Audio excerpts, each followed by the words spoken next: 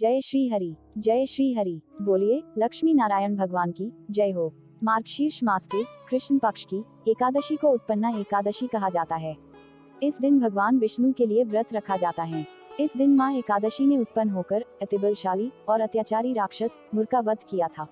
इस दिन स्वयं भगवान विष्णु ने माता एकादशी को आशीर्वाद देते हुए इस व्रत को पूजनीय बताया था।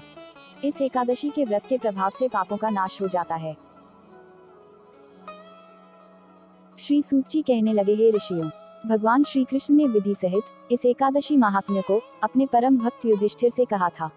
प्रभु में जिनकी श्रद्धा है वे ही इस व्रत को प्रेम पूर्वक सुनते हैं और इस लोक में अनेक सुखों को भोगकर अंत में वैकुंठ को प्राप्त करते हैं।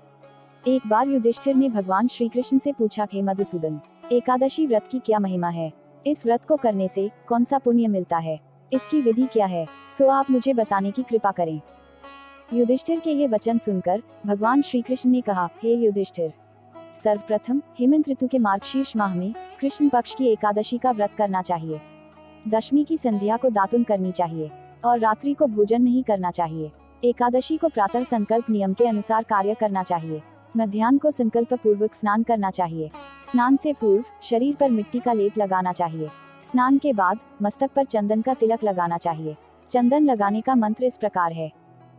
अश्व क्रांते रथ क्रांते विष्णु क्रांते वसुंधरे उद्धृतापि वराहिं कृष्णेन शतबाहुना मृत्तिके हर में पाप यन्मया पूर्वक संचितम त्वचा हतेन पापेन गच्छामि परमागतिम। स्नान के उपरांत धूप, दीप, नैवेद्य से भगवान की पूजा अर्चना करनी चाहिए। रात्रि में दीपदान करना चाहिए। ये सभी सात्विक कर्म भक्तिपूर्वक करने चाहिए। रात में जागरण करते हुए श्रीहरि के नाम का जप करना चाहिए तथा किसी भी प्रकार के भोग विलास या स्त्री प्रसंग से सर्वथा दूर रहना चाहिए। हृदय में पवित्र एवं सात्विक विचारों को ही स्थान देना चाहिए। इस दिन श्रद्धापूर्वक ब्राह्मणों को दान दक्षिणा देनी चाहिए और उनसे अपने पापों की क्षमा मांगनी चाहिए। धार्मिक जनों को शुक्ल पक्ष और कृष्ण पक्ष की दोनों एकादशियों को एक समान समझना चाहिए। इनमें भेदभाव नहीं करना चाहिए। बताई गई विधि के अनुसार जो मनुष्य एकादशी का व्रत करते हैं उनको शंखोद्धार तीर्थ एवं दर्शन करने से जो पुण्य प्राप्त होता है वह एकादशी व्रत के पुण्य के 16वें भाग के बराबर भी नहीं है। हे युधिष्ठिर, व्यतिपात योग में, संक्रांति में तथा सूर्य और चंद्र ग्रहण में दान देने से और कुरुक्षेत्र में स्नान करने से जो पुण्य प्राप्त होता है वही पुण्य मनुष्य को एकादशी का व्रत करने से प्राप्त होता है। हे कुंती पुत्र, जो फल वेदपाठी ब्राह्मणों को 1000 गोदान करने से प्राप्त होता है उससे 10 गुना अधिक पुण्य एकादशी का व्रत करने से मिलता है।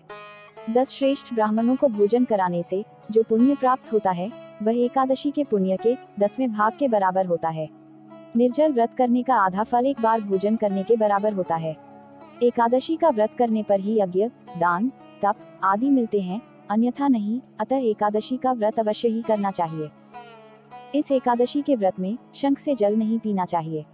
मांसाहार तथा अन्य निरामिष आहार का एकादशी के व्रत में सर्वथा निषेध है। एकादशी व्रत का फल 1000 यज्ञों से भी ज्यादा है।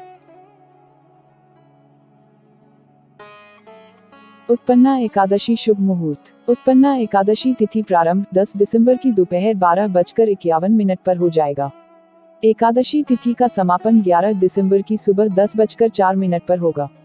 सुबह की पूजा का मुहूर्त 11 दिसंबर शुक्रवार सुबह 5:15 से सुबह 6:05 तक। संध्या पूजा का मुहूर्त 11 दिसंबर शुक्रवार शाम 5:43 से रात 7:03 तक। उत्पन्ना एकादशी पारण मुहूर्त 12 दिसंबर को सुबह 7:09 से सुबह 9:08 तक।